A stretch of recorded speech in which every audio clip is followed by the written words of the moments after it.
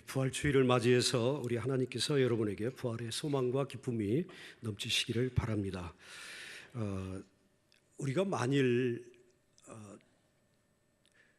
마른 뼈였다고 하면은, 그러다가 힘줄이 우리에게 오르고 살이 오르고 그리고 거기에 가죽이 덮이고 생명의 기운이 우리에게 들어와서 우리가 하나님의 군대가 되었다고 하면은, 저희들이 드릴 유일한 것은 아마도 오늘 사도 바울이 부활의 주님을 회고하면서 내가 나 된 것은 하나님의 은혜입니다. 아마도 그 고백밖에는 그 찬송밖에는 우리가 할 길이 없을 것 같습니다.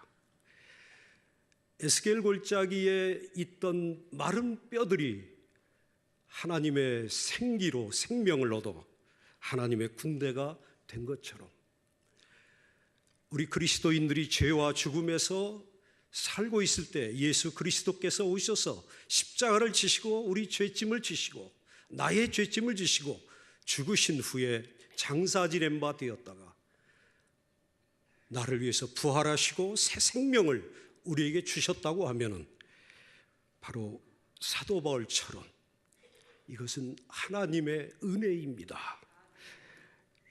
마치 노예의 상인이었던 존 뉴턴이 자기의 지은 죄를 회개하고 예수님을 만나고 나서 나 같은 죄인 살리신 주 은혜에 놀랍다고 그가 작사했던 것처럼, 그의 어메이징 그레이스, 그 찬송처럼 우리 바울 사도는 자기 자신을 부활하신 주님을 만나고 그렇게 고백하지 않을 수 없었습니다.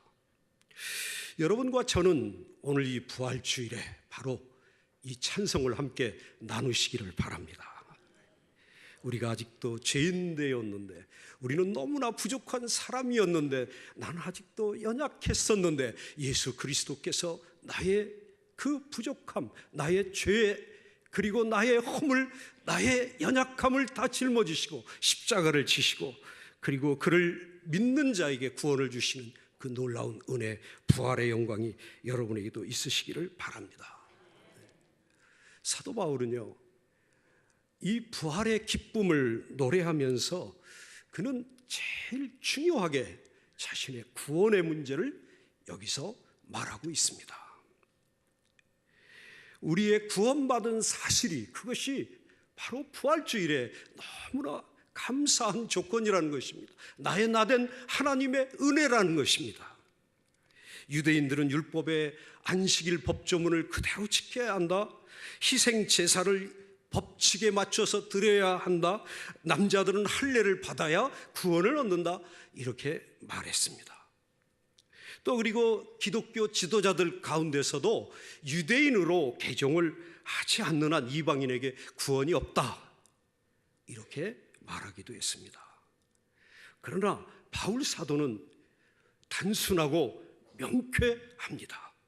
그는요, 사람이 의롭게 되는 것은 율법이 아니라, 행위가 아니라 믿음이라고 그렇게 선언합니다. 예수 그리스도를 믿는 신앙, 그 고백자가 구원을 얻는다. 이렇게 설교하였습니다.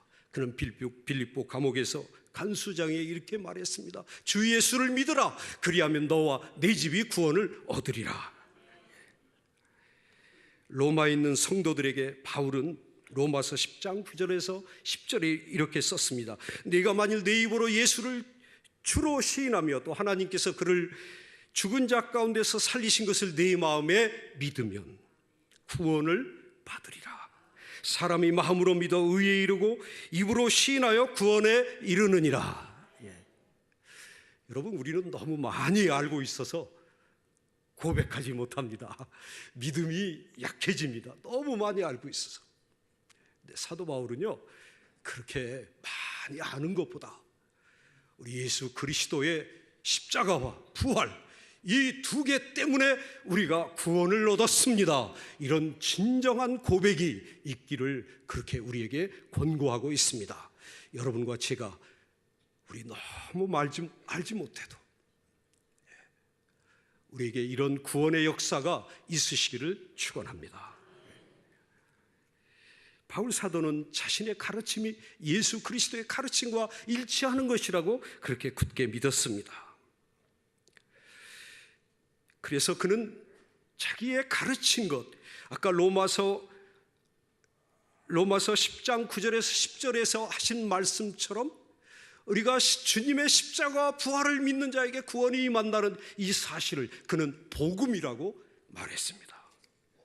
그래서 이렇게 말하고 있습니다. 성경대로 그리스도께서 우리 죄를 위하여 죽으시고 장사 지낸 바 되었다가 성경대로 사흘 만에 다시 살아나신 이 사실을 여러분이 굳게 지키고 헛되이 믿지 아니하였으면 그로 말미암아 여러분이 구원을 얻을 것입니다.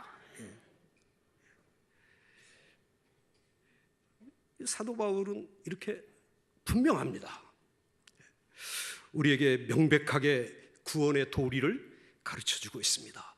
이 부활절에 예수님의 십자가 부활, 이것을 믿는 자에게 구원의 역사가 임하고 하나님의 은혜가 임하고, 그래서 우리는 하나님을 찬양할 수 있습니다. 하나님의 은혜를 찬양할 수 있습니다.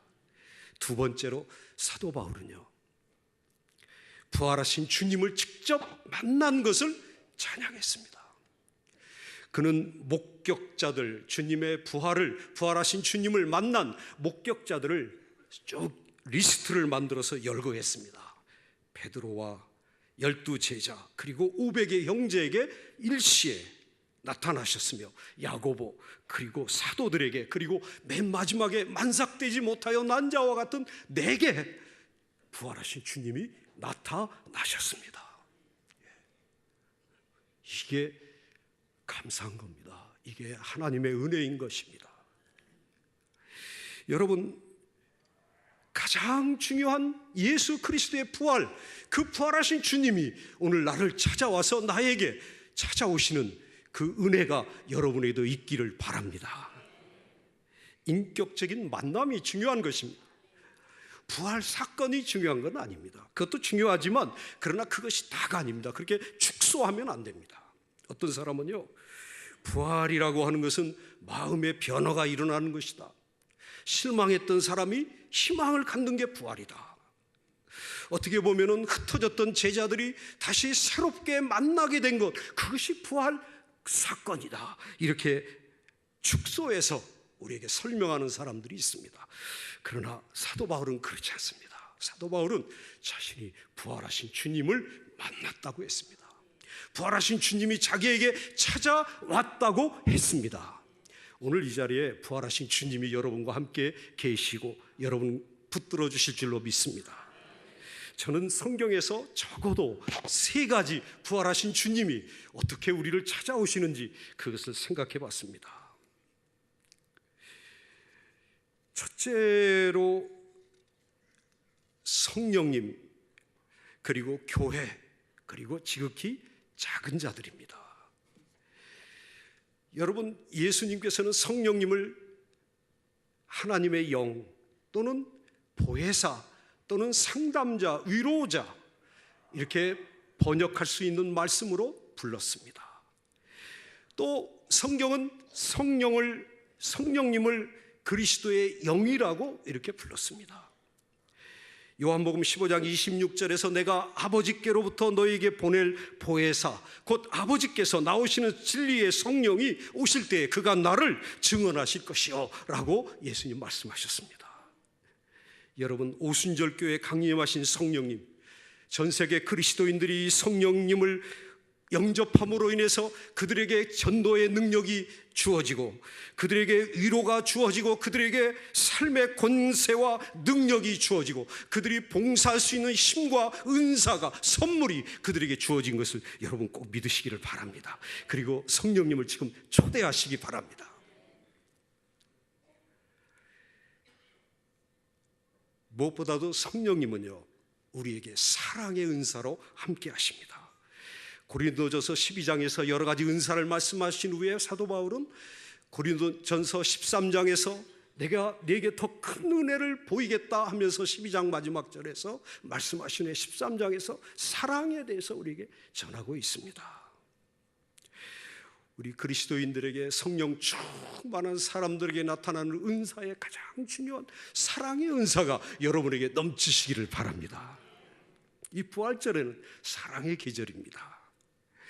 또한 두 번째로 교회, 그리스도의 몸이라고 했습니다. 또 성령의 전이라고 했습니다. 우리는 그의 지체라고 했습니다. 그 교회는 건물이라기보다는 우리 성도님들의 모임을 말합니다. 회중들의 집회를 말합니다. 우리 스스로를 말합니다. 우리가 교회입니다. 그리스도가 머리시고 우리는 그의 지체, 우리의 몸이십니다. 우리가 형제 자매로 이 교회를 통하여 예배와 사경과 전도에, 그리고 나눔과 섬김에 그 아름다운 사랑이 있는 곳, 내가 너에게 새 계명을 주노니 너희는 서로 사랑하라, 이것이 우리 교회입니다. 이 교회가 여러분들의 참으로 아름다운 그런 교회, 그것이 바로 주님을, 부활하신 주님을 만날 수 있는 그곳입니다. 우리 성경에 보면요, 창세기에서 부부간에만 둘이 한 몸을 이룬다 그랬습니다. 그런데요, 성도님들이 한 몸이라고 그랬습니다. 그래서 놀라운 은혜입니다. 놀라운 사랑입니다. 하나님의 지체가, 예수님의 지체인 여러분들이 다 한 몸입니다. 그리스도의 몸입니다. 그래서 여러분들 서로 사랑하시기 바랍니다. 가족들보다 더 친한 겁니다. 바로 이것이 우리 교회고, 교회에 나오는 분들, 교회에 나오신 우리 이웃들이, 옆에 계신 분들이 그렇게 소중한 분들입니다. 예수님의 모습을 닮은 것입니다. 세 번째로요, 우리 부활하신 예수님이 우리에게 나타나실 수 있는 곳이 있습니다. 그것은 지극히 작은 자들입니다. 마태복음 25장 40절에서 임금이 대답하여 이르시되 내가 진실로 너희에게 이르노니 너희가 여기 내 형제 중에 지극히 작은 자 하나에게 한 것이 곧 내게 한 것이니라. 줄일 때 먹을 것을 주었고, 목마를 때 마시게 하였고, 나그네 되었을 때 영접하였고, 헐벗을 때 옷을 입혔고, 병들었을 때 돌보았고, 옥에 갇혔을 때 와서 보았느니라. 그들을 칭찬하셨습니다. 저희들이 언제 주님 뵌 적이 없는데요, 부활하신 주님 저희들이 만난 적이 없는데요, 우리 눈으로 본 적이 없는데요. 아니다, 지극히 작은 자 하나에게 한 것이 곧 내게 한 것이다. 제가 아틀란타에 있는, 미국의 아틀란타에 있는 노스포인트 커뮤니티 처치라고 해서 큰 교회입니다. 거기 가서 주일학교 학생들에 대해서 물어봤습니다. 어린 주일학교 학생들이 있는데 교사들이 학생들 숫자보다 더 많았습니다. 학생들의 손을 잡아주는 사람이 교사입니다. 길을 건너갈 때 위험할까 싶어서 함께하는 그 작은 일, 작은 소자.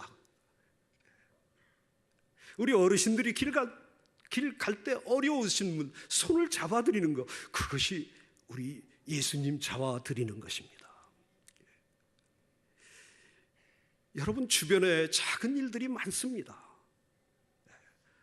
우리 교사들, 성가대원들, 또는 식당에서 일하시는 분들, 안내 보시는 분들, 모든 분들 다 예수님 위해서 봉사하시는 걸로 믿으시기 바랍니다.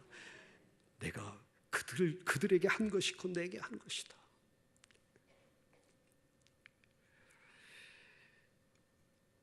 여러분, 예수님은 늘 성령님, 그리스도의 영이시고, 교회가 내 몸이고, 부활하신 주님의 몸이시고, 지극히 작은 자들이 우리와 함께 있는 한 우리는 주님, 부활하신 주님을 만날 수 있을 것으로 저는 확신합니다.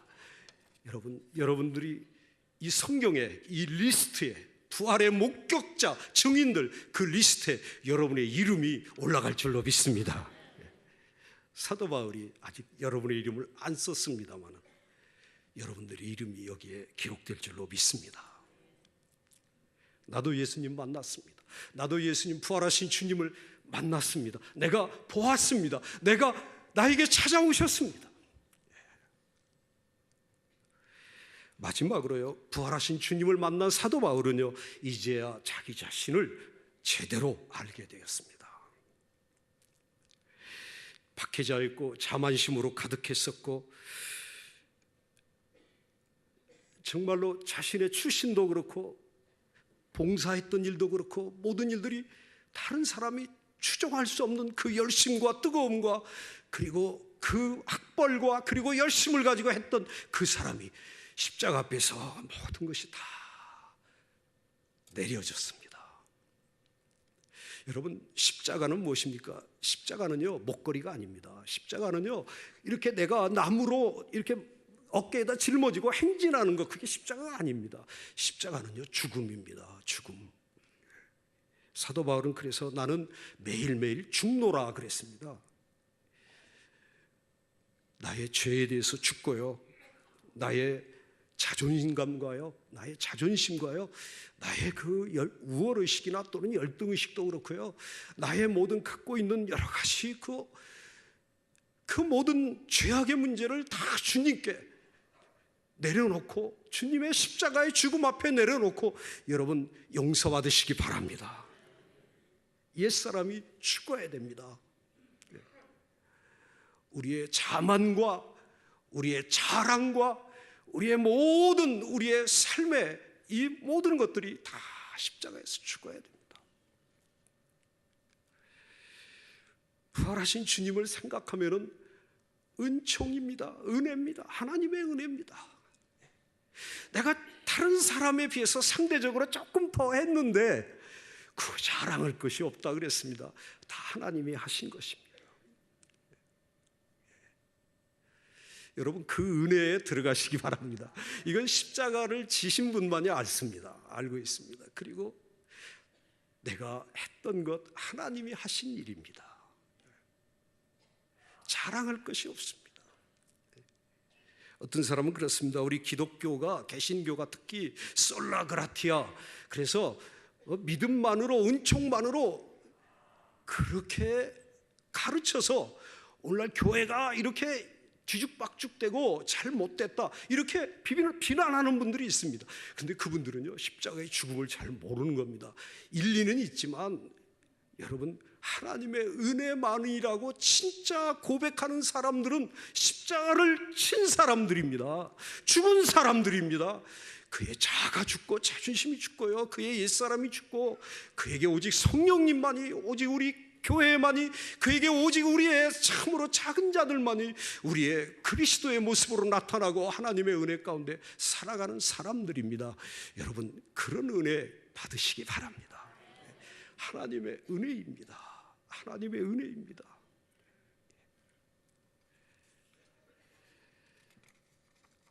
그렇기 때문에 마틴 루터도 우리 종교 개혁자들도 내게는 하나님의 은혜만입니다, 이렇게 고백한 것입니다. 찬양한 것입니다. 그것은 찬미입니다. 찬송입니다. 이 부활절에 여러분, 부활하신 예수님 꼭 만나실 줄로 믿습니다. 우리 형제들, 자매들 사이에서, 작은 자들 사이에서, 그리고 성령님이 나와 함께 하시고 전도의 문을 열어주시고 나의 삶을 지켜주시고 내게 새 생명을 주시고 나로 하여금 변화된 삶으로 이 세상을 살아갈 수 있게 만들어주시는 그 부활의 은혜가, 이게 하나님의 은혜입니다. 여러분에게 넘치시는 그 은혜가 충만하시기를 주의 이름으로 축원합니다.